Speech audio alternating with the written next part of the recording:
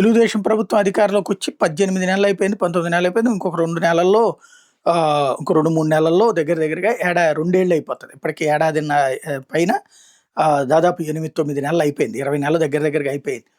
అయితే ఇక్కడ కాన్సెప్టల్లా ఏంటంటే ఫస్ట్ తాము అధికారంలోకి వచ్చిన తర్వాత మొదటి ఏడాది మిర్చి ధరలు పడిపోయాయి.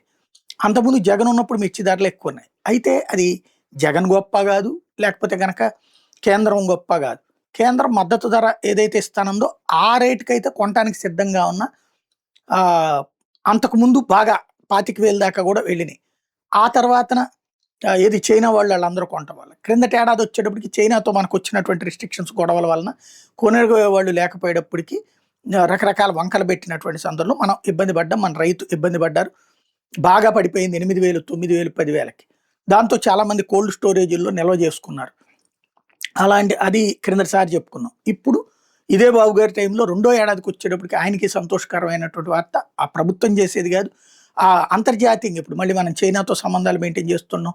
ఇండోనేషియా వీళ్ళందరూ కూడా మన మిర్చిని కొంటుంటున్నటువంటి నేపథ్యంలో ఇప్పుడు మిర్చి రేటు 25,000 దాటిపోయింది. మేలు రకం మిర్చి 25,000 దాటేసింది. ఈవెన్ తాలు కాయ అని అందులో పనికిరానిదని తీసేటటువంటి కాయకు కూడా మంచి ధరే పలుకుతోంది ఇప్పుడు.